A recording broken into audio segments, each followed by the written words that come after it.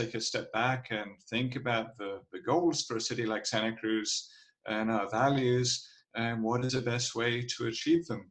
And also provide the space to, in some cases, advance sustainable transportation projects. For example, in Los Angeles, they took the chance to accelerate metro construction because it's easier to close down a street when few people are driving right now, and many of the businesses are closed anyway. So absolutely, it's not the first priority right now, but to the extent that some of us do have time on our hands, it's a great opportunity to reflect. Yes, and does this, speaking even a little more broadly, does this kind of conversation, is it relevant to things like the Green New Deal as we're looking ahead beyond, our circumstances now? Sure. I mean, what the Green New Deal, I think, did was and does is provide a way forward that thinks about kind of really radical action that can tackle climate change, while at the same time not forgetting about inequality in society and economic opportunities. And while to my mind, transportation planning was a little left out of some of the specific Green New Deal proposals, I think that the conversation we're having tonight fits very well with that framework. Essentially, what policies can we pursue that are both good for climate change, but also good for social equity and justice? Mm-hmm. And quality of life. And quality of life, absolutely.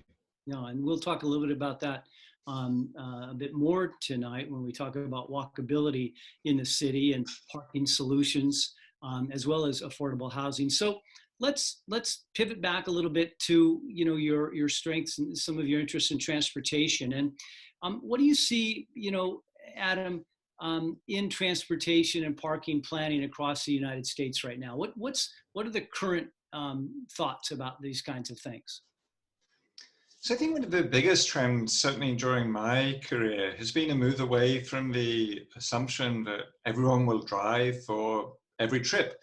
And if you're not driving, then you're kind of an afterthought or not worth as much attention. And I think the last couple of decades, there's been much greater recognition, certainly in Santa Cruz, but also elsewhere, that people want choices in how they travel. So they might want to be able to drive and park, but they don't want to be forced to do that for every trip. And they want the option to walk or bike or ride the bus, take an Uber or Lyft. And we see that not just people saying that, but also in real estate markets. And that's one of the reasons it costs so much to live in a place like Santa Cruz or Seabride or downtown Santa Cruz, where there are some travel choices and you can walk to shops and services. There's a lot of demand for that type of living. So that's one trend, the choices. And another trend, I think, is to recognize the importance of pricing. That transportation decisions until recently were primarily engineering focused. And the engineers assumed that there's a certain level of demand, whether it's for freeways or for parking or for any other aspect of the transportation system. But they ignored prices. But people respond to prices. Their behavior changes. Mm-hmm. And so over the last decade or so, I think a trend has been to really take that into account in transportation planning. Both that this is a great tool, but also that prices are really critical in ensuring that people's choices reflect the full costs of those decisions. So whether that's the land and construction of, say, a parking garage, or the environmental costs of driving, that all those costs are, at least to some extent, reflected in what people pay.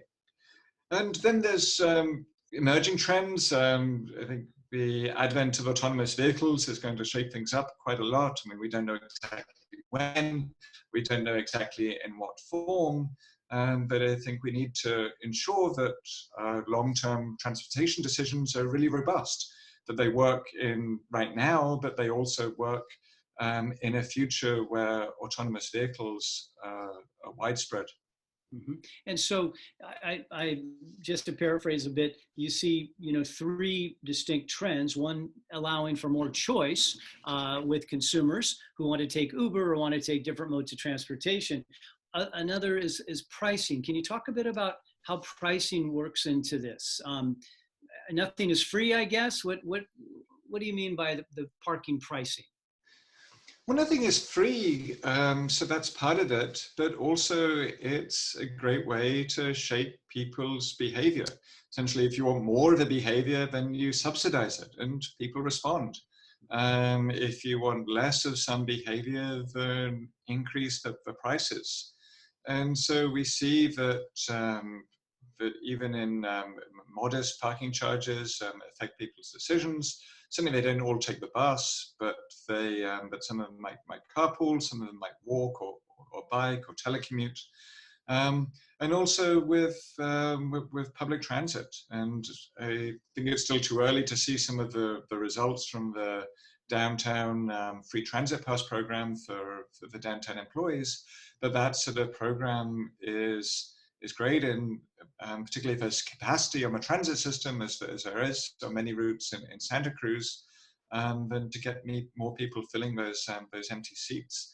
It's essentially free to accommodate an extra person on a bus if there's an empty seat.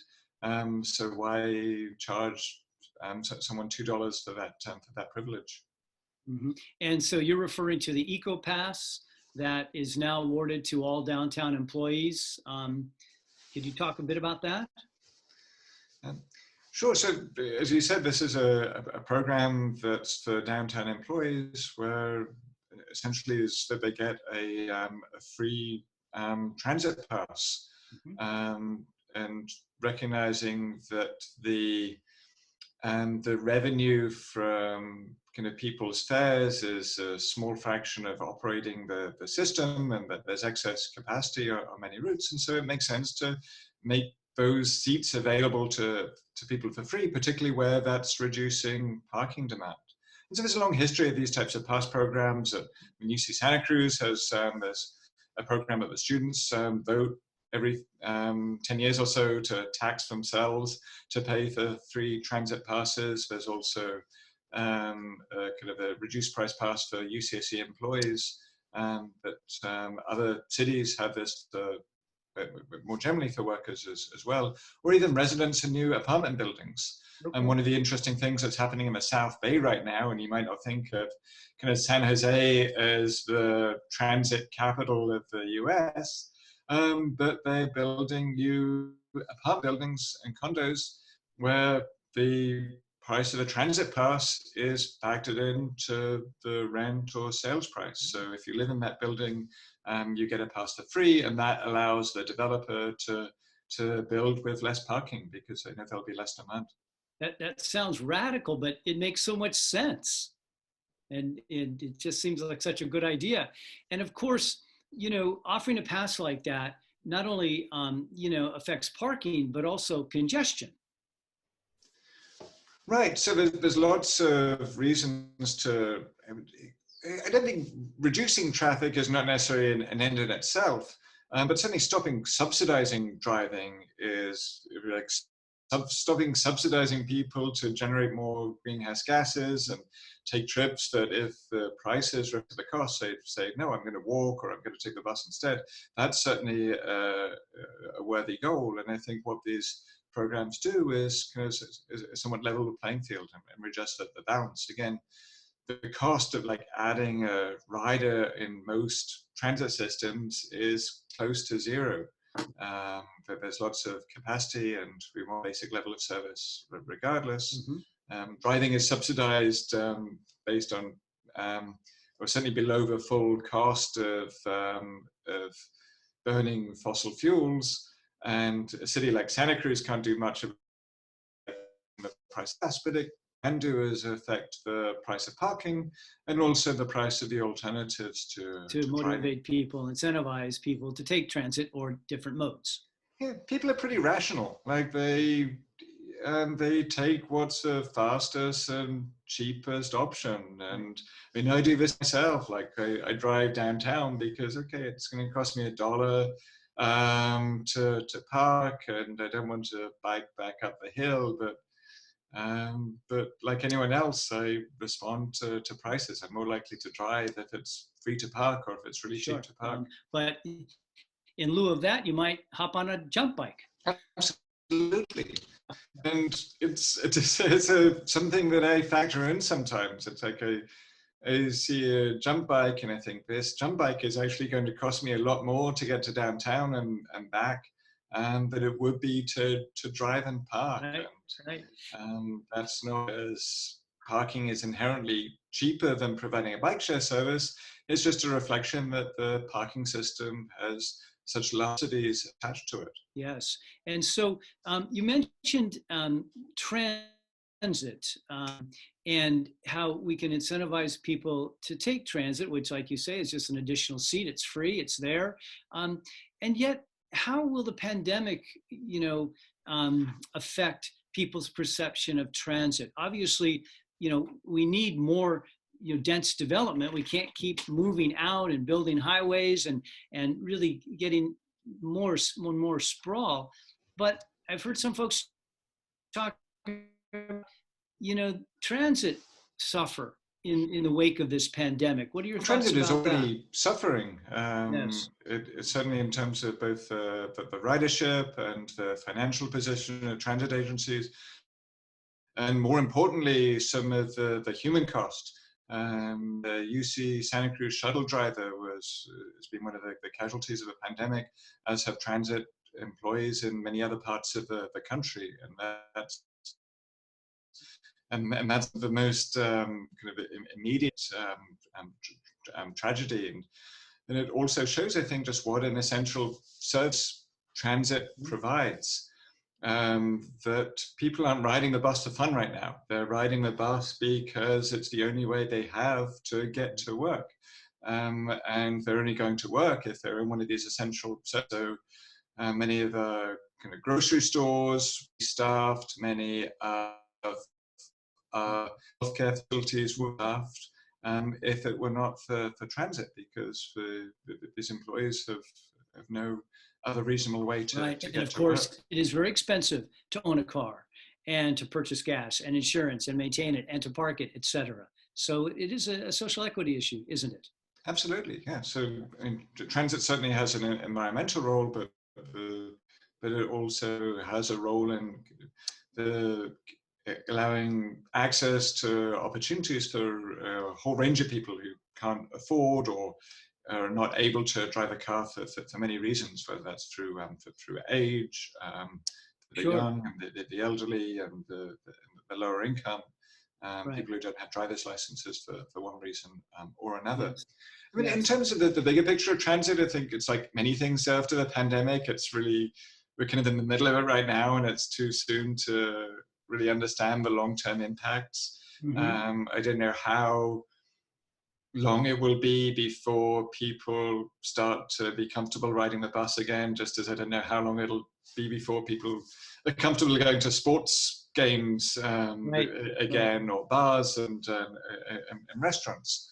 But I think what the pandemic has shown in transportation-wise is that there's the need for walkable and bikeable streets, and also the limits of our sidewalks. And something like the Westcliff path that's too narrow in the best of times, when you're trying to dodge like cyclists and dog walkers and pedestrians, and in a pandemic when you're trying to keep 6 feet apart, it's just shown up to be absurdly narrow. And so the walkable and bikeable streets, I think, are a lesson that I hope we take out of the pandemic, and think that there's many reasons to have better facilities for walking and biking. So yeah, and so we can really learn a lot from this situation and let that carry over into how we plan the future here in Santa Cruz. Yeah, I hope so. Yeah, me too. Well, some folks say that, you talked about some of the trends with transportation and parking, but some people say, well, Santa Cruz is a little bit different. we are a tourist destination. We're a mecca for folks coming from all over California and the world, in fact, surfers, et cetera. And we have a university here. Is San Francisco different? Do these trends affect us, and are we immune from them? What are your thoughts on that? I've lived in Santa Cruz for just over 11 years now, and certainly has a unique character. Yes. But regarding transportation, it's not that different from many other similar towns in the US.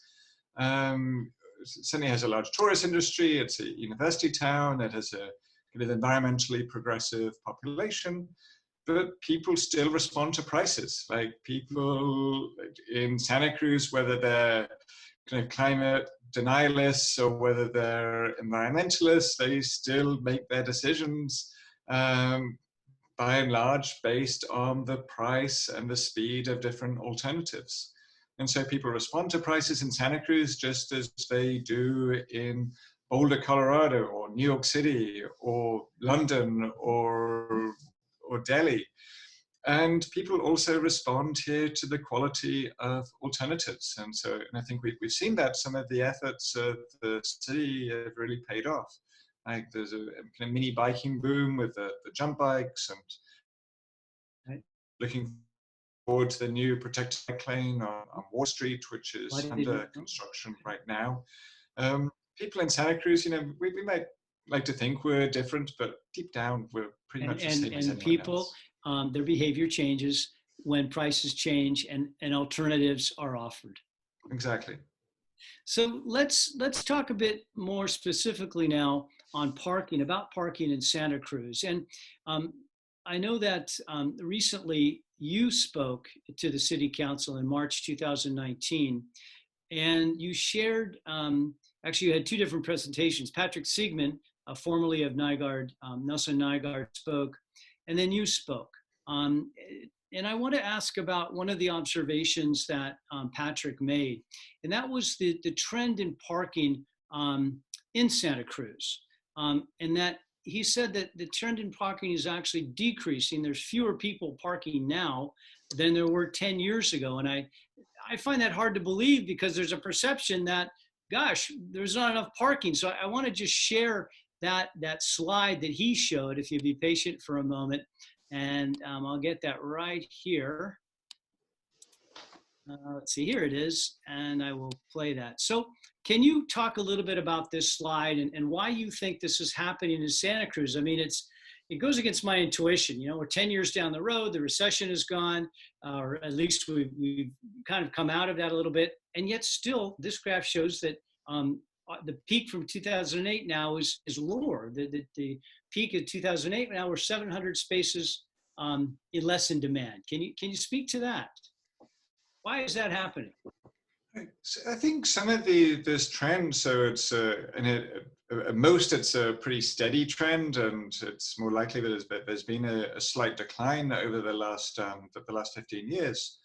And I think some of this is due to the success of the city policies. And I mentioned the better biking infrastructure, and the city's taking great steps in implementing policies like the active transportation plan. So I think some of this reflects that success. It might also reflect the business mix downtown, with a greater focus on entertainment and on restaurants and dining. Mm-hmm. But also the demographic. So that's might be specific to Santa Cruz, but this is a trend that we're seeing across the US and also across the world. That partly with demographic shifts, that millennials are less interested in kind of getting their driver's license as soon as they turn 16, and that having a car and driving a car is a less important part of their identity. And so these types of trends where driving has leveled off, maybe in some places it's even come down, fairly widespread across both the country, but also across high-income countries around the world. And so I don't think we'll ever be sure of the exact cause of this or be able to pinpoint it, but I think it speaks to the need to be robust, to have policies that work in a broad range of future economic and demographic and parking demand scenarios, and to have something that works under a range of kind of people's attitudes and a range of different economic conditions. We'll have a recession sometime, another recession sometime in Santa Cruz. Even once a pandemic is a distant memory. And when that is, I don't know. If I knew that, I get paid a lot more than I am right now. But we can be pretty sure there'll be another recession, and that will affect parking demand as well. We know that future generations will not have the same attitudes to cars as we do right now. There's likely to be autonomous vehicles, and I think parking and transportation policy for the long term needs to be robust to all of these potential factors. And, I think I just saw in Santa Cruz Local today that they did a recap of the city council meeting the other day, and the city is facing almost a $20 million budget deficit just in this calendar year. And that's if we don't get a second wave. That's if things are steady as they are now with COVID-19. So I'm just wondering, how with this kind of a budget deficit and recessions in our future and the pandemic and, just sort of playing out, what are these trends going to look like then? Are they going to continue? They're going to drop further? What do you think?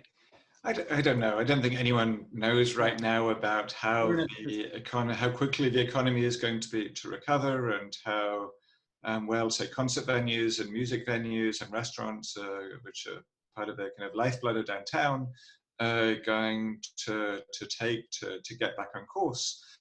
But I think the choices about parking downtown that are facing us are not that different from what they looked like 6 months ago.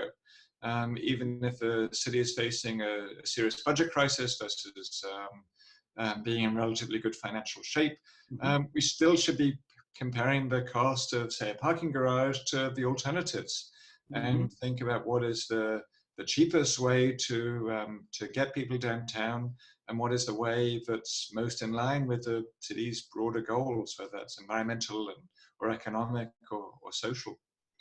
So I think the pandemic, its long-term implications will take a while to become clear, but I don't think it changes the parking picture that much, because we're planning for long term here. We're planning for the next 30, 40, 50 years. Okay.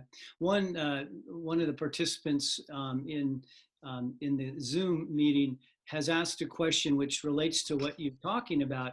And she is asking if you believe the drop in downtown parking could be the result of a decline in brick and mortar retail and more online shopping. Is this a trend also that you believe is something to do? So certainly online shopping is affecting many retail establishments. And again, I wouldn't like to be in, say, a department store like executives' shoes right now.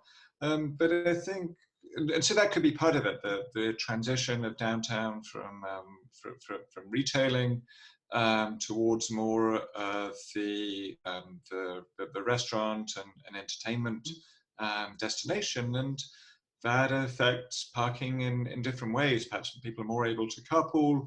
More people are living in Santa Cruz, which is a good thing. So that means that more living in walking distance of downtown. We have a growing student population, which means that there's more people to support downtown businesses that have free transit passes, and so they're more likely to take the bus downtown. So I certainly think the economic mix is likely to be affecting parking downtown, but to be honest, it's not that different from what many other communities are seeing either. So it's, again, it's not something that's unique to here.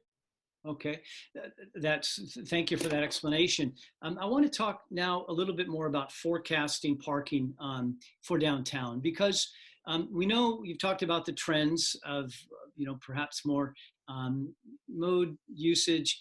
less parking need. But there seems to be a discrepancy between some of the things that I've seen Patrick Sigmund offer to the city as an analysis of a parking forecast and the city's own staff and public works. And in particular, I wonder if you could walk me through, I'm not an expert in any way, but walk me through forecasting models. And when I read something that Patrick Sigmund says about inputs into a model that give you something, and then price, you add that and you get an elasticity between price and demand, and then the city comes up with different figures. And what accounts for that discrepancy? So there's lots of reasons that could be behind that discrepancy, and I'm not kind of privy to the inner workings of the models. I don't think those have been shared, so I can't answer this definitively. But certainly one thing that is public is that there's different values for elasticity, as you mentioned. Yes. Now, what does elasticity mean? This is essentially a measure of how responsive people are to price. And so if you have a zero elasticity, it means people don't care about how much they pay for parking. If you have minus 0.3 elasticity, which is typical for parking, it means that if you double the price, then demand falls by about 30%. And so the typical elasticity, that the rule of thumb is that 0.3 is in the middle of the range. So studies in small towns and large towns, in like suburban areas and urban areas for employees and shoppers, if you take all those studies and look at what is the most common value, it's minus 0.3. Again, you double pricing, you reduce demand by 30%. And that, as I understand it, was what the original models used. But then some of the staff assumptions assume that there is much less price responsiveness. So in some cases that people don't respond at all to price, or that they respond to prices at a much lower rate. And maybe they're right. I mean, we don't know, like no model is ever going to become can be taken as a literal representation of the future, but certainly if that's experienced, then like Santa Cruz would be very unusual compared to other cities and other places in the country. And I haven't seen a great justification for why we'd expect people to care less about how much they pay for parking in Santa Cruz compared to other places in the country. So, because remember, all these parking studies, we're not just talking about studies that are in places like New York City or downtown San Francisco. These are studies that have been done at like suburban job sites in Southern California, where there's very little transit. They've been done in smaller towns as well, or towns of similar size to Santa Cruz. So it's, I'd say, minus 0.3, which was the original value, would be the most likely.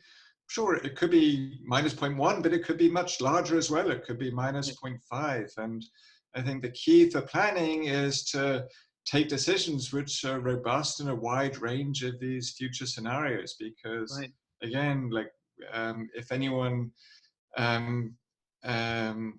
thinks they know very precisely what the future parking demand is 20 years from now, like I'd be really skeptical of taking that too literally.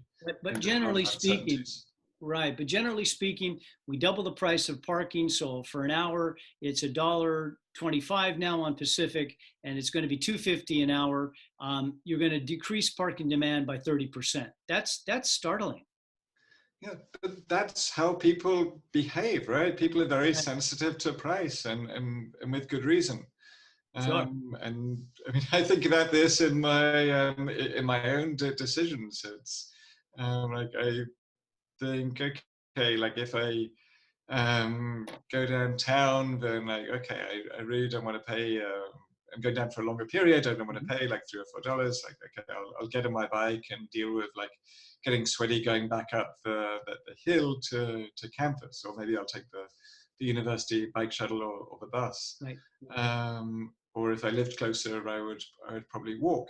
So there's always many people who are right on the edge of a decision. They're like, should I bike? Should I drive? Or should I drive? Should I take the bus? Shall I get my friend to pick me up? Should I drive on my own? So it's those people who are right on that cusp of different options who are very susceptible to prices, who had their behavior changed.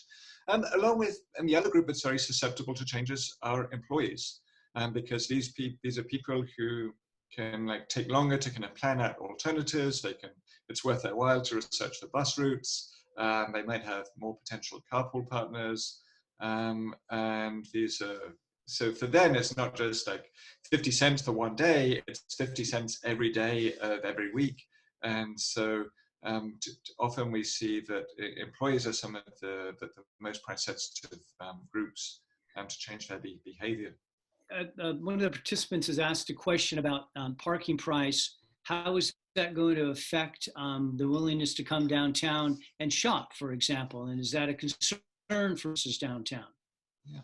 Well, I think it's certainly getting people downtown is a concern for business. And so first of all, I think that means that focusing on employees first is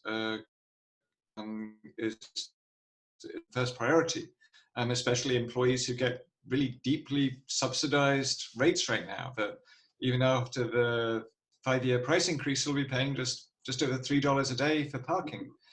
And so I'm not sure that anyone is going to kind of quit their job in downtown Santa Cruz and go over the hill because they're paying an extra few dollars a day for parking.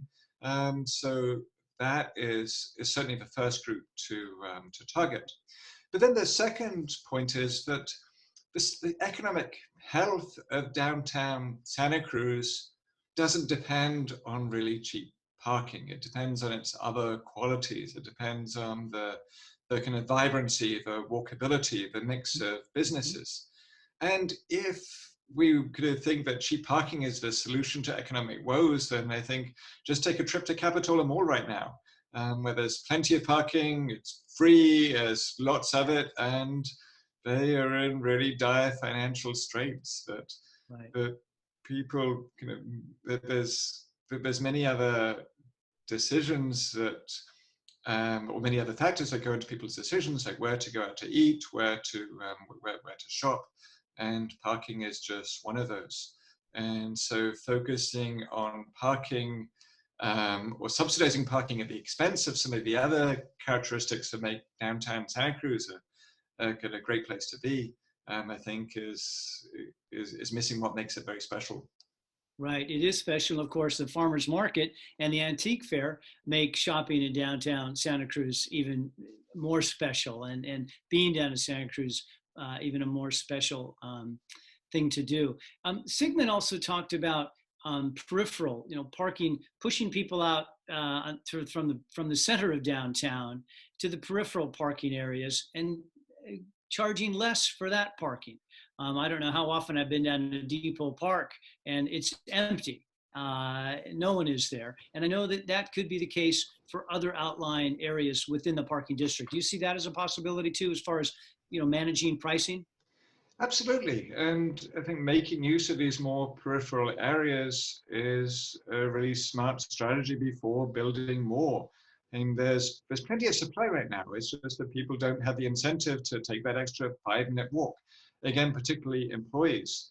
And thinking about the different groups of people who park, the key in many cities have realized, and Santa Cruz is doing this to some extent already with the differential meter rates. You pay a little more to park on Pacific than further out. The key is to kind of have that close-in, really visible parking, to make that available for shoppers and for people who are coming downtown to eat or do business or go to the farmer's market. And then if you're an employee, at least someone who has the ability to walk, then there's no reason why you can't park 5 minutes or even 10 minutes walk away if you have the incentives to do that. And that incentive, again, pricing is really what makes a difference there. Having cheaper parking that's remote, and if you want to park closer in, well, pay a premium for that. And even within a garage, like, I think we see this. Like, there's many times that I've gone to park in, say, the Locust Street garage, and I've kind of gone in, and like I've been like, oh my god, okay, I'm gonna have to drive around and then go out because it's full, and first floor's full, second floor's full, third floor, and then all of a sudden you get onto the roof and there's maybe one or two other cars there. So there's the perception of parking is very different from the reality, because those available spaces are much less visible. And so I think one of the things that pricing can do is to give people the incentive to take these hidden away spaces, whether they're in the depot park, or if it's some agreement outside of the summer season with the boardwalk, or even on the top floor of the garage. So for example, just to further that a little bit, folks with monthly parking passes, employees, could get added incentives, perhaps a cheaper rate. I know those rates are going to go up, to park at Depot Park, and free up all of those spaces that are now taken up by monthly parking permit holders in the Front Street garage, for example, and let those be open for shoppers. Absolutely. And we do this in many places already. Like if you go to San Jose Airport, if you want to park across from a terminal, you pay a pretty premium for that. But if you want to cut your costs, if you're there for a couple of days, then most people go to the long-term parking where you get a discounted rate in exchange for having to be, in that case, a shuttle ride, but in other cases, it could be a longer walk from your destination. And so what you're talking about is something that, you know, some parking and traffic consultants who came to speak to the Planning Commission and the Downtown Commission in 2015, as well as Patrick Seaman, are stressing: manage parking before you do anything more.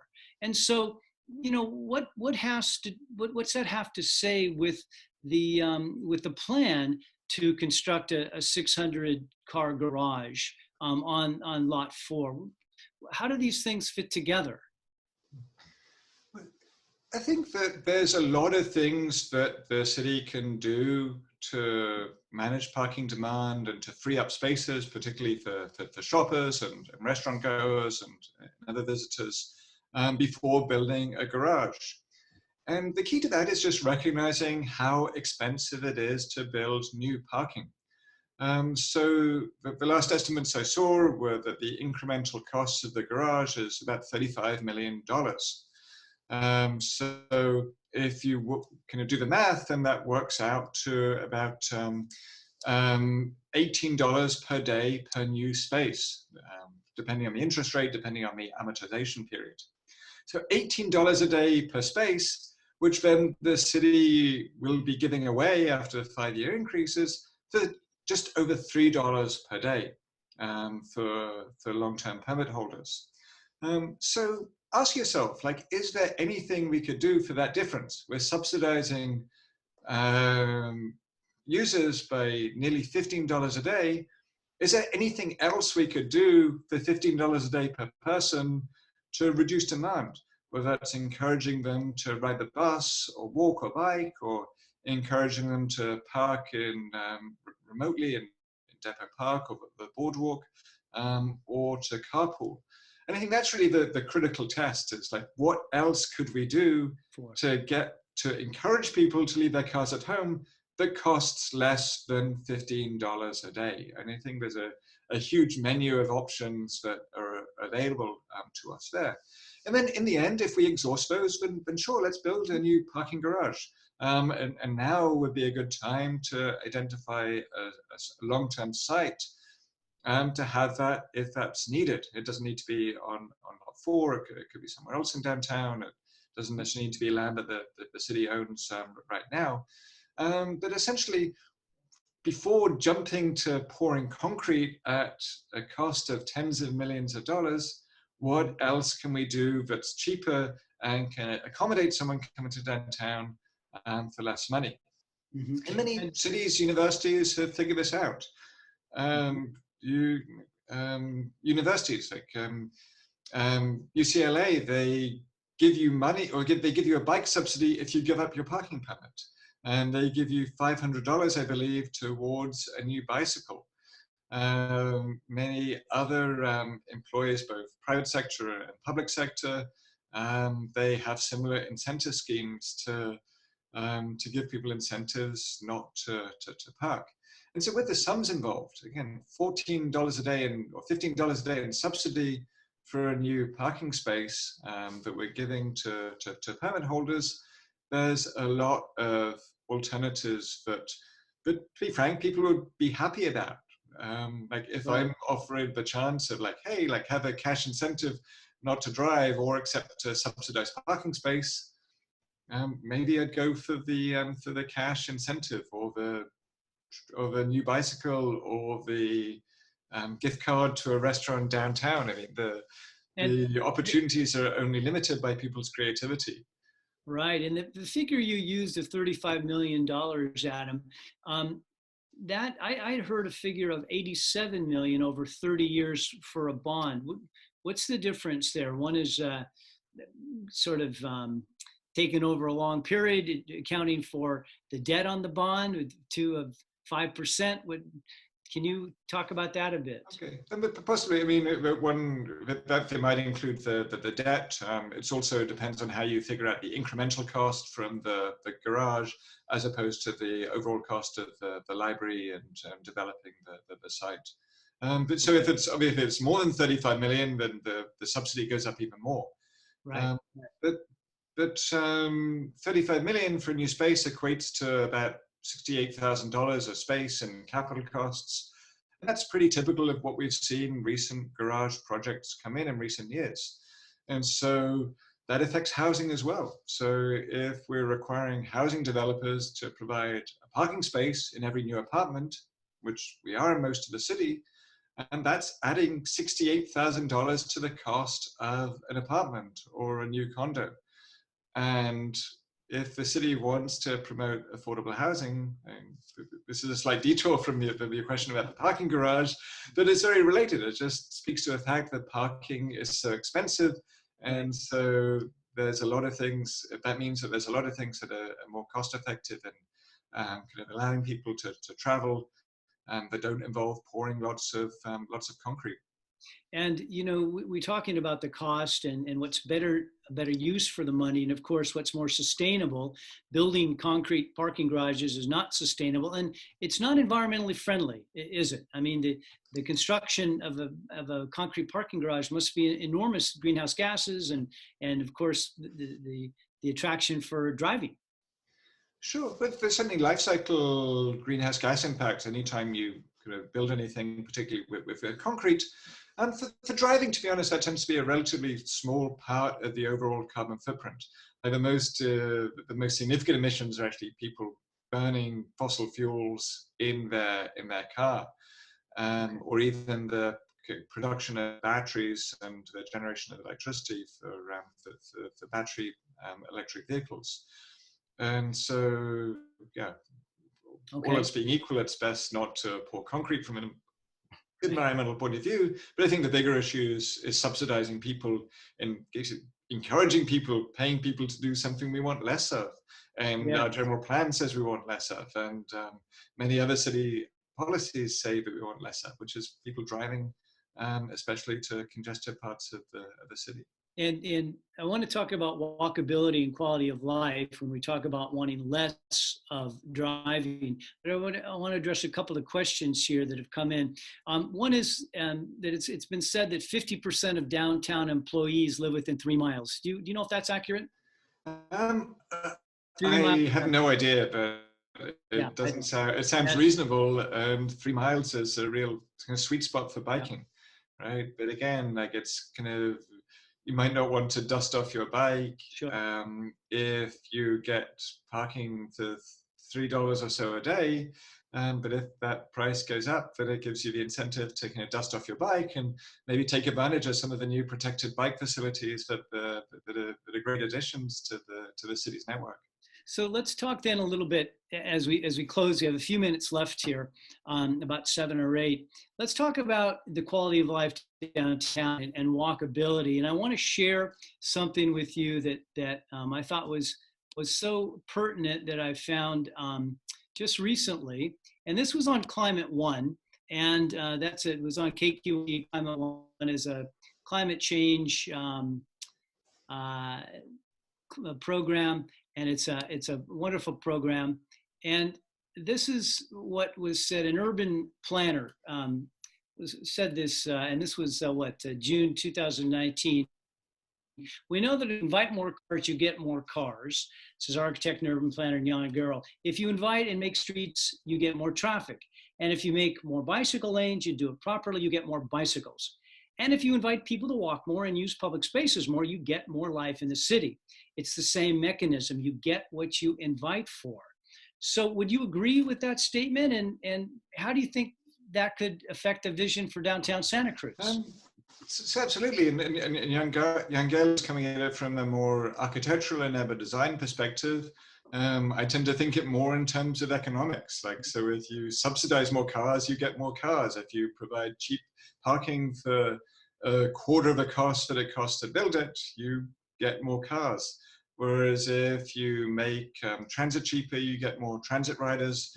And if you make it more attractive and safer and inviting to walk and bike, then people do that. And that's been the experience. I mentioned Santa Cruz Santa Cruz has some of the highest rates of biking in the state of California. But we've seen that other cities, from large cities like San Francisco to non-traditional biking cities like San Jose, to other places like Davis, and their investments in protected bike infrastructure have really paid off. That it's not just that we're doubling or more the number of bikers in some places, but also getting a much more diverse group of people on the road. And it's not just the kind of like fearless young man who could have comfortable like mixing with high-speed cars. We're attracting a much more diverse group of riders. Many of them for like which they, quite rightly, safety has been their biggest fear of getting on their bike. And do you think, making the city more walkable and bikeable and not attracting cars, do you think that that's going to improve the quality of life in downtown Santa Cruz? Is that good for business? Absolutely. And again, it comes down to why people want to do business in Santa Cruz and why people like to live here. And the unfortunate downside of that is that it's so expensive to live here. But it means that we should be trying to build more affordable housing to allow more people to like actually enjoy the qualities of Santa Cruz. If we're not going to compete with kind of is like, say that are much more car oriented. We're not going to kind of compete with like Gilroy for like car oriented retail. We're probably not going to compete, to be honest, with Scotts Valley or like places that are a little more smaller or remote for people who kind of are quite comfortable making most of their trips by car. And we have to think, what are the advantages that make Santa Cruz special? And one of those advantages is that we have a great walkable and downtown with a lot of people there. And it's those people that encourage more people to come and enjoy the restaurants and enjoy the music scene, enjoy the art, and shoppers as well. So it's kind of building on Santa Cruz's strengths and not trying to keep with car-oriented places. Like there's already a capital. We don't need another Capitol Mall in downtown Santa Cruz. So there's been an argument about, and there's a great question I want to give, but I want to get to this first. There's been an argument about affordable housing in this facility. Can you speak to that? It seems to me that it has its draw drawbacks? What do you think about including affordable housing in parking mixed use? I haven't seen the specific designs, but kind of mixing, I'm not sure that makes the project any more desirable from a transportation point of view. But what might make sense is just to ditch the parking altogether and have affordable housing over the library. And if we have $80 million or $87 million this project, and then thinking about using that to encourage what the city needs more of very desperately, which is affordable housing, as opposed to what we have quite a lot of already, which is parking. And the affordable housing doesn't need to be that as expensive as it is. I mean, one of the reasons that it costs so much to build affordable units is the kind of self-inflicted pain that we cause on ourselves.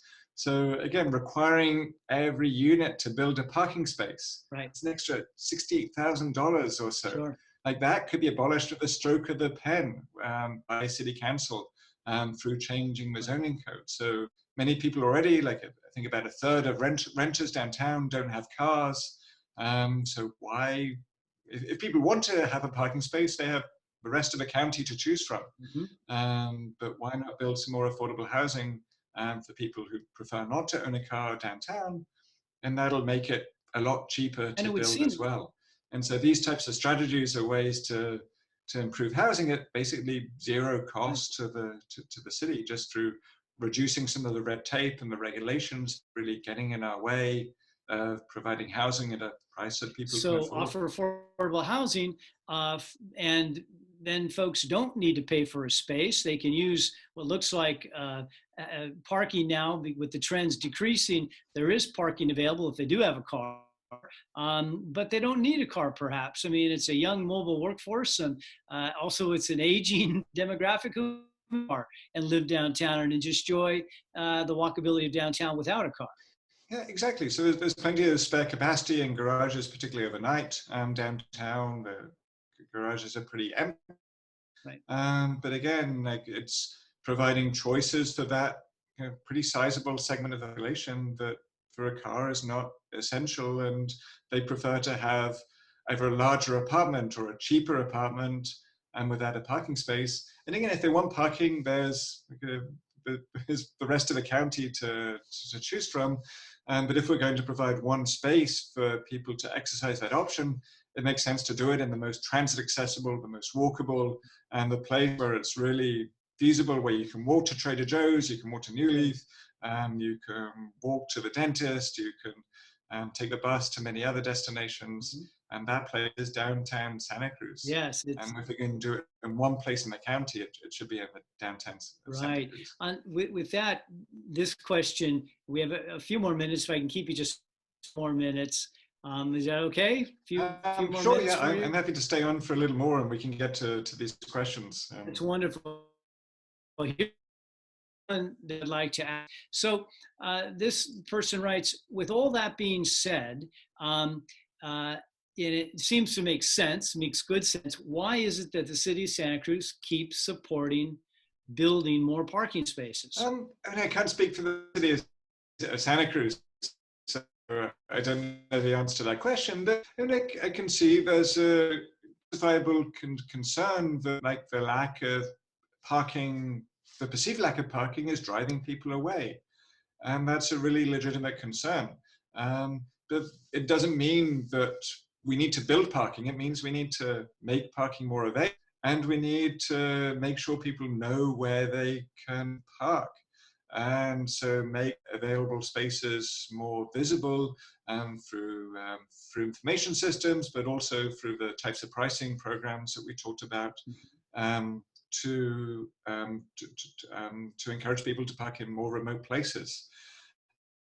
So hear the concern that people might be deterred from coming downtown, especially thinking 5 or 10 years out, that if parking becomes more scarce, as some of the great thing that some of the surface lots are being maybe redeveloped for housing, but it doesn't mean that we have to building a garage. Lots of other ways to address Well, that. what comes to mind regarding I love that idea, by the way, of a library with housing. I think that works so well. You know, I would love that. I'm a library, you know, goer all the time. If I could just go downstairs to the library, it'd be perfect.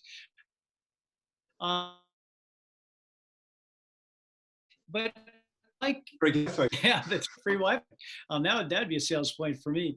And so I have a question here about residences. And do you have any data on who buys and who buys second homes here in Santa Cruz, and who buys? Do you have any data about that? This is asking a question about all the recent development. How many residents buy versus how many people buy who aren't residents here in Santa Cruz. Do you have any data on that? I don't know. It's a really difficult kind of problem to get good data on. And again, certainly the city is taking steps in this through the short-term rentals, ordinances, and so on.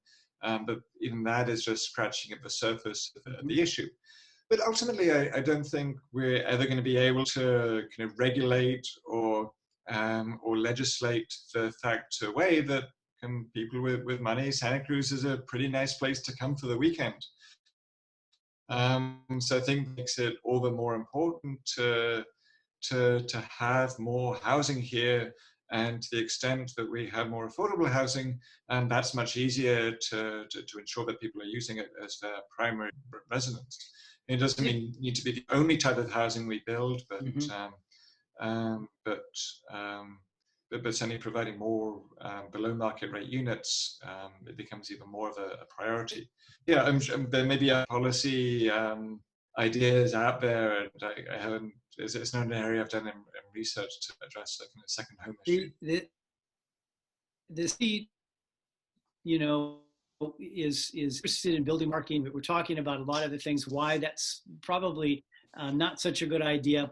There's a development in the Tannery where the folks live above the first floor parking. Is that a viable solution if the city wants to continue building parking, which we've said really isn't necessary given the trends and given what other things we can do instead of making that kind of investment? What about the Tannery building? You must be familiar with that. Is that something that could be done downtown? It's possible to build something similar downtown, but I question if that's the right place for it. The Tannery is in a place where it's much further from transit service,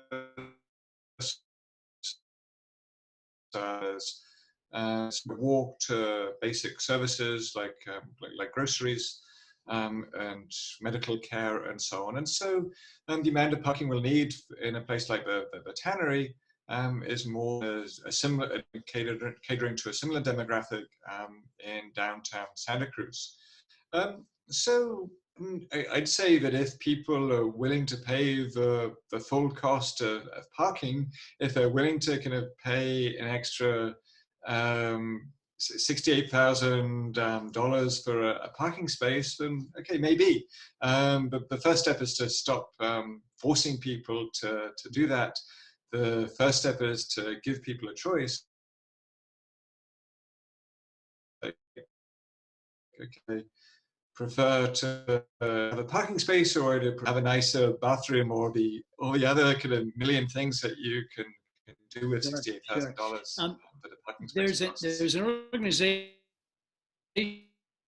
now, a volunteer organization called Downtown Commons Advocates. Are you familiar with them and what they're proposing for the space? I've seen some of the designs, but you're much more familiar than I am. Yeah, I do like what they say, and I'll put a resources page up here for a share when we leave the conversation. Before we leave, are you familiar with the Jason Architects Group renovation idea for the current library? And do you have any thoughts about that and the Civic Plaza that they're proposing between the City Hall and the Civic Center and the library itself? Sure. I'm reluctant to kind of give an opinion about that because I'm certainly not the expert on like library renovations. Sure. But I think that the bigger point is that even if the library has moved from its current home, putting it under a parking garage doesn't make economic sense, and it doesn't make transportation sense. But having said that, I'm personally not necessarily wedded to the current side of the library. I think there's pros and cons of kind of starting again, or maybe in one of the vacant or soon to be vacant storefronts on Pacific, or even on the lot 4 with housing rather than parking above. But that's something I think is for me, it's a case of how much bang for the buck we get in renovating the site versus starting afresh, and then using the existing site for, again, it would be a great place for more housing, possibly with the Civic Plaza, connecting to City Hall. In that part of the architecture look great. But that's, it is not a debate that I want to weigh into. I understand. I understand. Just asking for some thoughts on that. Thank you. You know, talking about the walkability in downtown brings the gross national happiness measures that the country of Bonn institutes. And are you familiar with those measures for their measurement of, instead of gross national product, gross national economic development, gross national happiness? Have you familiar with all it's something that? I teach in my ecological economics class to undergraduates at UC Santa Cruz. And so I think the bigger point is that gross national happiness is like one indicator. There's others like life satisfaction or various adjustments. But I think the bigger point is that GDP and material consumption are not the be-all and end-all for what gives people well-being. But what contributes to people's well-being is certainly a minimum level of material goods, so you can house and feed and clothe yourself and your family. But beyond that, the environmental quality and health and interpersonal relationships and community are much stronger determinants of people's happiness, with people's life satisfaction. And that, I think, are some of the things that Santa Cruz does really well, that we, at least the people who can afford to live here, and those are the kind of qualities that we need to be really careful not to. Yes, I agree, and I think so many others agree too. Thank you, Adam, so much for this time and your views and really some of your wise, thoughts, particularly, the environment and particularly the happiness quotient. I don't think there's a 5-story parking garage in any happiness metric that I know of. So I appreciate that, and we appreciate your time. And do you have a blog or anything? Can folks reach out to you, or any way we can learn more about what you do? I'm old-fashioned. I'm not on Twitter, and I don't have a blog, but I do have a website that I'll put in the chat window right now, or you can Google me at Adam Millard-Ball. So the link. There's also a website which is student-focused projects, which are some ideas for improving transit and walking and managing Uber and downtown, which I'll also put in the chat, which is greentransport.sites.uc.edu. So that's not my work, that's my students' work, and so I encourage you to check their ideas out there. So that's in the chat right now, and people can copy those 2 web addresses down. Is that correct? That's right. Or if you don't have time or you forget, then just Google Green Transport UCSC, and that should show up. Or Google or your name for your website. Wonderful. Well, thank you very much. And when we leave tonight too, and thanks again, Adam, I really appreciate you participating tonight. I'm going to put a list of resources up for those of you who are interested in learning a little bit more about what we spoke about tonight. And Adam has given some idea about his resources offered to people. Here are some others. If Some of you want to do a little rather deeper digging, and we have garage alternatives, downtown commons advocates there. The URLs are here. So I'll leave this up as I say thank you and goodbye to Adam, and I'll leave this up for the folks if they want to copy down some web addresses. Okay. Thanks again. Thank you both for hosting. It's nice to talk with you. Nice to see Thanks you. for the great questions too. Take care. Bye.